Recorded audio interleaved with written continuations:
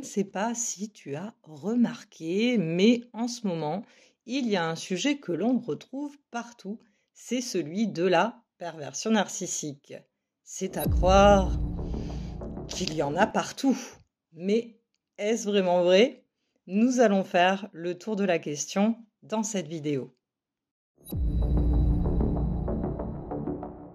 Il est en effet important de bien faire le distinguo entre le type de personnalité perverse narcissique qui répond à des points spécifiques et d'autres types de personnalités complexes, certes, qui peuvent avoir de gros caractères ou tout simplement être très maladroits. Et oui, c'est pas agréable, mais ce sont quand même des choses qui arrivent.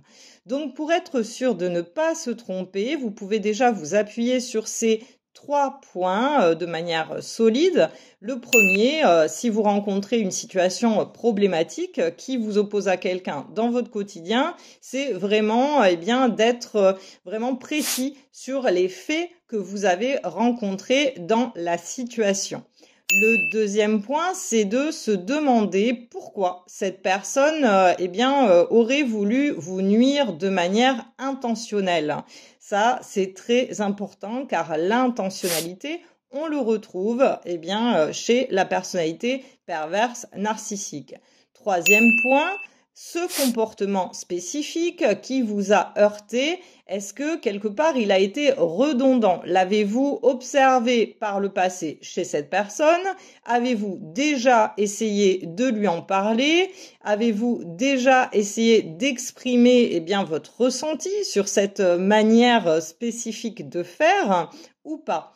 Voilà, alors si effectivement vous observez que ce comportement est certainement intentionnel et qu'il est fortement redondant, il y a des petites lumières d'alarme qui peuvent commencer à clignoter. Mais pour affiner votre grille de lecture, on passe tout de suite au point suivant. La personnalité perverse narcissique est souvent immature. Elle essaiera toujours, en cas de conflit, d'aller vous chercher sur l'aspect émotionnel dans le but de ne pas se confronter à la responsabilité de ses actes. Et elle sait y faire. Donc, quand vous avez cette discussion avec la personne avec laquelle vous avez quelques doutes, observez bien son comportement.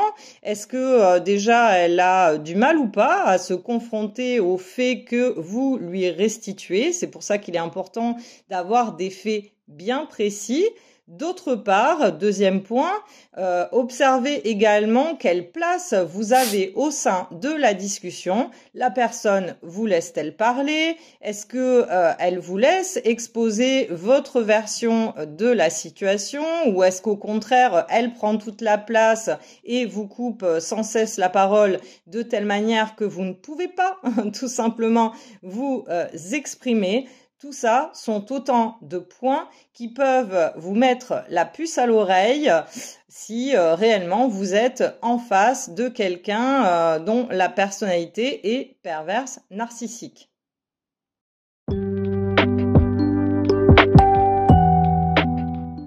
Au sein de la discussion, avez-vous observé que la personne en face de vous arrivait à se relier en termes empathiques quand vous lui avez mentionné que son comportement vous avait heurté ou blessé? C'est un point intéressant à observer, sachant qu'une personnalité perverse narcissique n'est pas dotée d'empathie, donc elle ne pourra pas, en fait, elle ne peut pas se relier à vous par ce biais. Néanmoins, nous allons voir dans le point suivant que même avec ça, c'est pas toujours si simple. Je vous dis pourquoi tout de suite.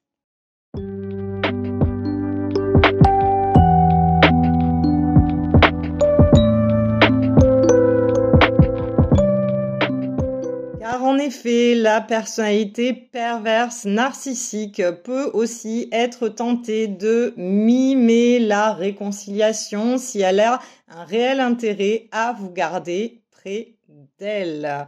Et oui, des fois, eh bien, vous ne voyez pas votre propre valeur, mais le pervers narcissique le voit très bien. C'est pourquoi, de manière stratégique, il vous garde un petit peu sous le coude. Donc, soyez vigilants et réellement attentifs. Voilà, faites confiance à votre ressenti. Est-ce que vous vous sentez réellement rejoint quand vous avez cette discussion avec la personne qui est en face de vous? Car effectivement, c'est la raison pour laquelle les personnalités perverses narcissiques, eh bien, sont souvent très eh bien, appréciées malheureusement au niveau social, parce qu'elles savent très bien se calibrer sur tout type de personnalité, jouer le caméléon pour leur propres fins et pour leurs propres intérêts. Donc, méfiance et surtout, faites confiance à votre intuition.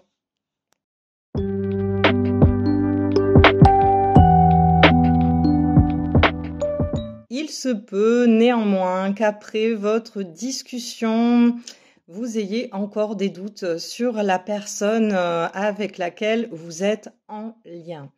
À ce moment-là, pas de panique, faites juste attention aux faits. Et oui, les faits reviennent tout simplement parce que une personnalité perverse narcissique n'est pas congruente entre sa parole et ce qu'elle met en place en termes d'action. Donc, je sais bien qu'on a tous tendance à vouloir être rassurés, à aimer entendre ce qu'on a envie d'entendre finalement. Mais ce qui vous donnera vraiment la meilleure réponse si cette discussion est déjà passée et que vous avez encore des doutes, c'est de regarder si la personne en question est congruente avec les actions qu'elle pose suite à votre discussion.